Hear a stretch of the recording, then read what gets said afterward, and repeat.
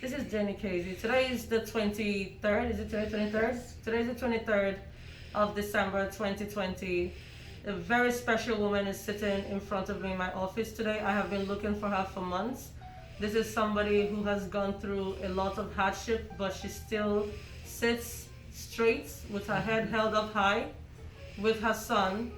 And when she came to my office, for a particular case that I was taking care of for her, when she retained me, she was in a homeless shelter.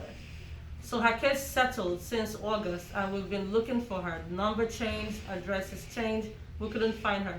And given that we're in a pandemic, I was very concerned about what could have happened. But as God will have it, right before Christmas, it's what I consider to be a Christmas miracle indeed. We were able to find her in a matter of minutes. Found her number, called her, she picked up. And she's here today to pick up her check. And my heart was breaking as she told me a story about her experience with the shelter system. So please, as you listen to her story, I want you to take it to heart and consider people who are suffering. Sometimes we see people and they look good. They are walking around in the street. This woman is very hardworking. Not everybody in the shelter doesn't have a job or isn't looking for a job or doesn't want to work. A lot of people work hard and still find themselves in difficult situations. And it's made worse when you have people working for the system who suppress them instead of trying to lift them up. Please, can you share your story? Do not put the camera on her face. You can put the camera on the wall or just face me with the camera, that's fine. Well, back in March 2018, I was basically, excuse my language, out on my ass. Had nowhere to go, so I turned to the public system. Went to PATH, that's in the Bronx on Power Street.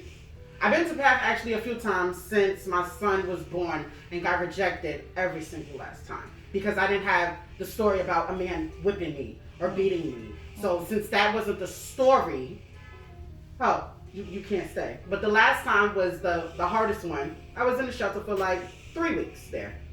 They did the investigation, everything. They had people go to the old house because that's part of the protocol. So when they went, the investigator told me to my face that the house wasn't up for foreclosure and was not padded locked.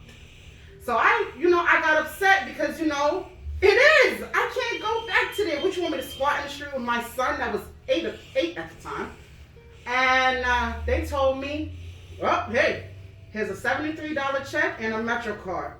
Have a nice day. This is allowance for your son to eat. And this is what New York City PATH did to me many times over. But the last time really hurt really deep because I got to a point in my mind that I was like, hey, I'm going to do this shelter because a lot of people are scared of it because there's all types of people in the shelter. Mm-hmm. But I held my head and I said, God got me. I'll be fine. I could do it. I had the mind state. I could do it. But no. They don't want to help nobody. Just like I applied for housing for the last 10 years, still haven't got a response. I used to work 9 to 5, Monday through Saturday. Because of the pandemic, school closures, my son is home, so I have to be home with him. But, the New York City makes me want to leave, but they really don't take care of their people at all. They treat us like, sorry to say, garbage. Especially when you are color. What kind of job do you do? At the moment, I'm not doing nothing, but I was doing home attendant for 7 years. So she's a healthcare worker. Healthcare. So, the people that we blow the whistles for in the street during the pandemic, do all of that for, she was in the healthcare field, taking care of people at home. And never had a complaint. I always had, you go to any of my clients, they all love me. When I left Queens, my last client, she was so heartbroken, but I had to leave. So it's like, they're not gonna, they have clients that come from boroughs, but since COVID and everything, they really don't want nobody traveling from borough to borough. So I had to stop working until my son is home, and I have a special needs child.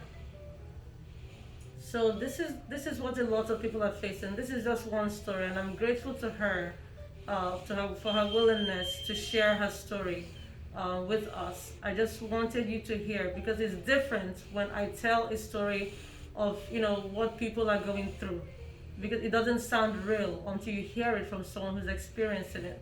And this is a woman who actually works very hard. She's a mother, and she and her child were treated like disposable reserve. I'm her attorney, so I can tell you that the property she's talking about was indeed foreclosed. And that is why she came to me. The property was foreclosed and she was owed some money, which she came today to receive.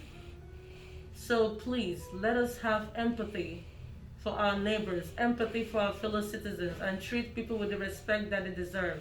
And if anyone is going through this same experience or have gone through it or knows someone who has gone through it, reach out to the appropriate agencies and make a complaint. The complaint has to come from us, not just from the people who are going through it, because sometimes they are not listened to, they are not heard, they don't have that voice. So I personally will reach out to this organization, to this group. I actually haven't even heard of them before, but I'll reach out to them and find out what's going on. Because if they know that we're listening and we're paying attention, then they'll change. But until then, people will continue to suffer. And let's keep in mind that a lot of those people are going to be children. Because when a mother suffers, trust me, her children will suffer too, unfortunately. Thank you.